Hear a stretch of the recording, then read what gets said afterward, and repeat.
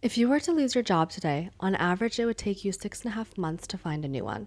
And if you're fortunate enough to actually get an interview, 10% chance that you actually get an offer. Now, the Bureau of Labor Statistics came out, and we actually lost on February 28th, 92,000 jobs. And that's actually the good news. With just the changes of the economy, and in general, if you think about all the data that we're actually getting is lagging.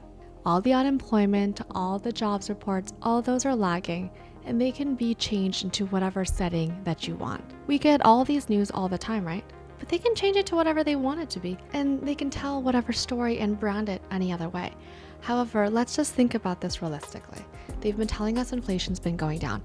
Has anything actually gotten cheaper? No, because it hasn't. If I buy the same car that has not changed any of the features, it's $20,000 more, if not even higher. Let's go over the bulletproof borrower that we have in our ideas. They usually have $200,000, credit score of 780, and banks and financial institutions, this is the A+ person. And the jobs that are leaving, Meta, Google, Wells Fargo, Morgan Stanley, they have just announced thousands of layoffs. But these are the ones that are the bulletproof A+ person. On top of that, the highest risk is the people that are making the middle management, 200K. And the fact that it's taking them so long to find a job, that's exhibit problem number one. These, upper class, high, middle income families, they have high burn rate and lifestyle. They usually drive fancier cars. They usually have nicer homes, private school tuitions, higher levered mortgages. And they are completely reliant because usually what happens is they get more money, they elevate their lifestyles. On top of the fact that the current duration takes 6.5 months to find a job for a very elevated role, but the average savings is only 3.5 months. The rule was 3 months, but if people are being unemployed for 6, 9, 12 months, then what do they do? And so now what's happening, and it's showing in the data, pre-pandemic before COVID, 2% of them were dipping into their retirements. Now, as of March 2026, they're hitting 6%. And on top of that is their withdrawals are small, $1,900, which means they're not paying for a vacation. They're paying to actually just pay bills, just to survive. By the time the actual data comes through, and we're seeing it on Forex Factory, it's already too late. We're already in a recession because the data is lacking. And having only one single set of income, which is just like the macro thesis that I'm showcasing right here, it's actually... We're also hosting a live masterclass where you can also learn from us and how to manage our portfolio. It's in the link below. So you really need to transition from having just one income to having another side hustle that creates some form of additional income. Because as of February 2026, 72% of households now rely on at least having a secondary source of income. And it's just driven by actual needs and stability to feel like they're doing okay. Now, I'm going to showcase in the charts, let's go over exactly where Wall Street is parking their money, what's happening with the charts, and where's the next level of liquidity. You do not need my trusty Forex Factory to tell you, hey, inflation's bad. You already can feel it. The overall, whichever administration is in office, they're going to change their narrative and they're going to tell you like all the vibes are totally fine, but you know better because you got Erin here. So pulling up the SPY right here, we are off the daily. As of March 10th, we are just in a range right now. And as you can clearly see, we have kind of failed to break above the 20 MA, and we have rejected several times. Wicks showcase sellers are there waiting, and buyers are getting exhausted. The next level of liquidity is 652 level, which is the reason why I have this labeled on the blue. Now we have touched here twice, once and over here. Immense selling pressure there. However, buyers came in, and that's really why you can see when we dumped yesterday on Monday, March 9th, buyers came in aggressively because if we lose this level of support, we're going down to 652 very fast. Also, if you look at the larger picture at hand, we kind of look like we're making like an inverted, and that is a bearish signal. We're also now below the 20 MA.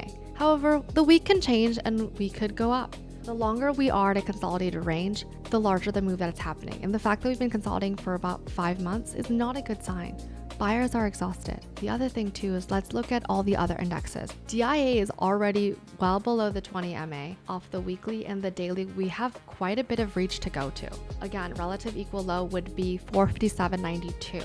As well, you can see we swapped liquidity below and then moving up higher. Now, changes in the market structure, it doesn't happen immediately. It doesn't just go down. No, it can. However, a lot of times it will create a lower high. Honestly, I really could see us going to 490 and then, looking like we're going long and then dump further, because then it's like a lower high created and then market structure is changing.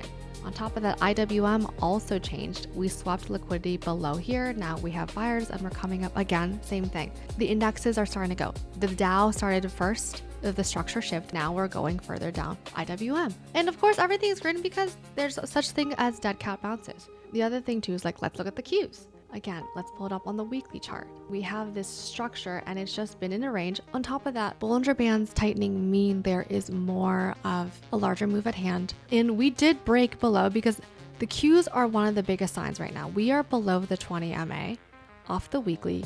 Bollinger Bands also consolidating and tightening. On top of that, we are looking like signs of a rounded bottom, not in the good way. Buyers are exhausted. Now, where is the next level of liquidity? As you can see, I have my alerts already set because I'm ready to go. The next level is 582. Why do I say that? Next equal low is right here. The sellers came in and then we had buyers right here as a signal. Also notice the volume at that day is one of the largest, and then we had this move. However, off the weekly, we have not been able to close above the 20 MA on the weekly for 4 weeks. Buyers are getting exhausted. What are we going to do from here? So here's the thing. If I pull up energy, because we obviously have the Middle Eastern conflict going on, and we really, I'm not a psychic. I don't know exactly what's going to happen, but I can just tell signs. We are in a level of insane volatility. Energy is at all-time highs. Now we're showing signs of weakness. Again, it's only Tuesday, and I'm looking at the higher time frames of the weekly because I don't need to look at the 5-minute or, I want to look at larger piece at hand. And XLE is showing signs of, just overall bearishness in structure. We still have not closed lower yet. Again, it's only Tuesday. But if I pull up, let's say copper has been in a range, and copper is the number one, Dr. Copper as they call it. It's a very telltale sign of the overall market's health. Crude oil is ranging all over the place. Crude oil is very volatile. As of just today, it's up, 5.5%. It was up 10%. Yesterday, it dropped. This is signs of volatility. We already knew that big tech, a lot of Microsoft, was showing opportunity. But a lot of times this volatility and this chop will kill your portfolio. And it's best to kind of wait out the storm and see where the direction's at hand. That is the best case. And that's personally what I'm going to be doing, is really just monitoring. The data may be lagging, but the charts are showing exactly Wall Street is doing. And if you want to follow our portfolios and know what we're doing, we're hosting a live masterclass. It's in the link below.